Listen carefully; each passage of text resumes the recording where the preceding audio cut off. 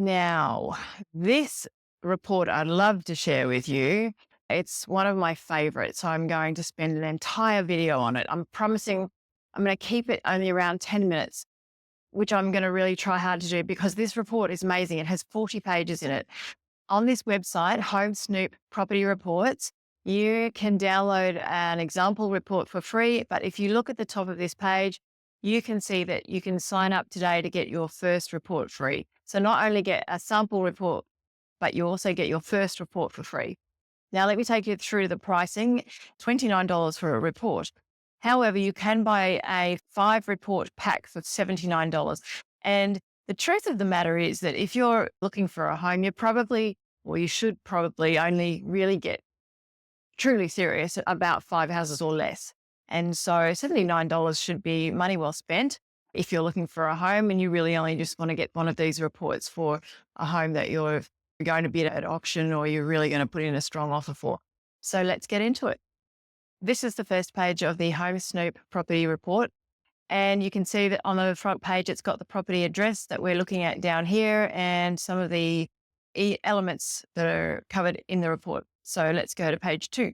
Page 2 is great because it gives you a little bit of an information about how to use this report. And it's aimed at giving property buyers a fast, easy, and accessible way to understand any potential considerations for a property they are interested in purchasing. It's made for you. I wish I'd invented this myself. It's a great report. Next page. It gives you a property summary. So at the top right-hand corner, it's got the address. And then you can see it's got the selected lots, the area zone, and so forth. Now, there's 2 categories underneath here, and you can see there's this yellow exclamation mark, which says, basically, this is something to pay attention to, alert, information. And so these things here, it's identified as you need to pay attention to. It's identified that these are applicable to the property. And then the bottom ones are not applicable to the property. And so there's a green tick there.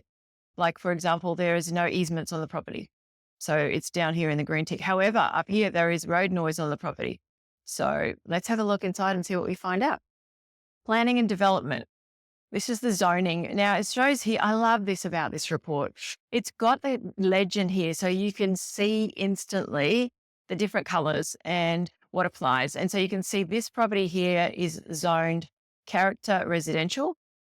And right next door to it is something that is low density residential. This home is not character residential, but the one in question is. And you can see across here, there's some recreation and open space. So that's nice to know that you've got a park right around the corner. So you've not only got this beautiful big tree in the front yard here, but there's parkland nearby. Let's have a look at some more characteristics of this particular property. Easements. You can see, I love it again. It's highlighted bright yellow where the easements are, and there's no easements near the property. Excellent. Just that gorgeous, huge, big tree out the front. You might decide you don't like that tree and you might be interested in removing it. Let's find out a bit more about that tree as we go through the report. The building is pre-1911. So this page is about whether or not it's pre-1911. It's got a green tick there, which means the property is not subject to a pre-1911 building overlay. You can download this and read it for yourself, but I do love the way it explains each item that it's reporting on. So you can clearly see here, houses built before the year 1911 are given special protections under council regulations in order to preserve the historic Australian architecture and the city's local history. So you can see that this is not subject to that. In other words, this building was not built before pre-1911. And it's not got a heritage overlay on it. Heritage development restrictions are put in place to protect and conserve. So next page, traditional building character. So it's got the exclamation mark there that you can see here. And it's showing you that there's this pink netting over it, which means neighborhood character. What does that mean? We're wondering, what does neighborhood character mean? So I love the way it explains everything on these pages. I'm promising you it's going to be under 10 minutes. So I'm not hanging around. I love the way that it pulls up historic imagery to show you different interesting information about the home. So this is showing that in 1946, it hardly looks like there's a home there. So that's interesting. It's showing that there's no home there. It looks like an empty block. So it's got no tick and it's got no exclamation mark. So that's interesting. If the software's pulled up, note that the image may be slightly misaligned to the property. Oh, there you go. So I'd be interested in lining that up and making sure that that is actually that block and not that block. Next page. Dwelling house overlay. All right, so we can see that this is a dwelling house character. It's not got an exclamation mark next to it or a tick. Dwelling house overlay identifies areas with specific requirements for houses. All right, so it'll tell you how many stories that you're allowed to have in the home. Is it allowed to be 2 stories, 3 stories, and different things such as height. Next page. Future residential development. Are there any future residential developments right next to this property or nearby? And it will show you with the legend there. So to help you understand, that one's obviously no. Land contours. That's really good information to know. Now you can see here, it's going 9, 8, 7, 6. It's getting lower and lower into this general direction. So this street is higher than this area here. Next. Acid sulfate soils. I'm just going to quickly read this to you because it's really interesting. You may not have come across this before. In Brisbane, acid sulfate soils are frequently found in former tidal, marsh, and mangrove regions. And the soils are fine unless they're disturbed. And once they mix with oxygen and water, they will produce sulfuric acid. Good to know. Next page. Biodiversity areas. Again, you can read that and find out if there's any koala habitats near or on that property as well. Protected vegetation. Oh, look at that lovely tree. This property contains protected significant urban vegetation. So it might be some huge big fig tree that was planted there ages ago. And you can also see that parkland I was talking about before is council vegetation if you look at this legend here. Next. Significant landscape. Individual or group significant landscape tree site. Next. Environment, flooding overall risk. So this is just a look at the chances of this property being flooded. And it's saying that this property has a 1 in 100 year chance of being flooded. That means it's a 1% chance of flooding any given year. Does that make sense? That you need to read that a few times to get the gist of it. So let's have a look at flooding, because in Brisbane, there are 3 different types of flooding. You can get flooding from the Brisbane River, flooding from local creeks, or flooding because it's raining so hard that the water can't be absorbed by the soil or drained through the road system fast enough, and then it just starts to build up in low levels. Let's have a look at how this one stands up.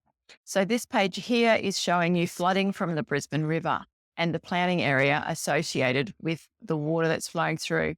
And so remember how we talked about the contours and how it was getting lower and lower here? We can see that therefore, because it's a low area, water's going to go through there. Let's have a look at the next page. So that's the Brisbane River flooding. This is flooding from creeks and waterways, not the Brisbane River. So that's safe from that. However, you can see nearby there's overland flow, and that's just water that can't drain away fast enough. Now, the next page is interesting. This is the flooding from historic major flooding events that we've had in Brisbane. So you can see the colours there, and you can see that in 2011 in particular, this property here was affected. Whether or not the water got into the home would have to be something you'd investigate, because it does talk about flood levels, and you can get a report from the council that talks about levels, and you can also have a look at the building itself and inspect if there has been flood damage in the past. The sales agent could advise you of that, and if there's been modifications made to the building to protect and prepare it for future floodings. So there you go. That's interesting that it shows you those 3 major events. And one of them was only like 3 years ago. It's pretty cool that they've got that information there. So showing that this one here in particular was the 2011 flood. Now they happen to have imagery of the 2011 flood. Isn't it good? It's a great report, isn't it? It's got the imagery there. So you can see, well, the water was here because you can see it's in these low-lying areas. Did it come into the home? Did it come up this far, or did it just go under the home? That's something you'd have to investigate more fully yourself. Next, coastal hazards. If your property was near the beach and there were influences from water inundation or tidal influence or erosion from the ocean, then, and being on a coast, this would then apply to that property. Bushfire.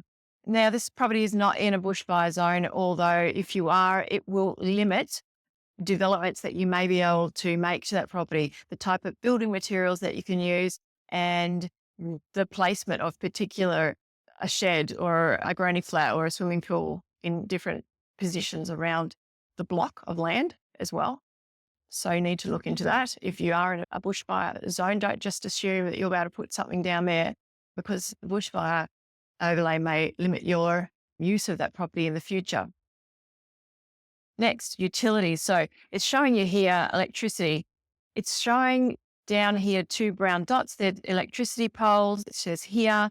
And then this orange line here is low voltage cable or line. It's not saying if it's underground or overground, but I'm assuming therefore there are poles that the electricity is not underground. But your physical inspection would show that. No, of course. Here's your water. So you can see the water supply to the street and then the water supply to the block. And then you've got sewage. You can see there's no sewage main on this block, but this is where it comes into the property. You've got then stormwater infrastructure. Now, this is interesting. I'm wondering if this was put in post 2011 or not. You'd investigate that and find out if it has now removed the chance of the area flooding now because they've put in measures to drain that water away. You'd have to investigate that yourself. Okay, I'm sorry, it's gone 12 and a half minutes. Roads and rail.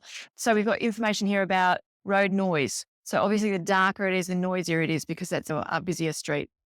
Then you've got information about not just the road noise, but the rail noise. So there's a train line nearby.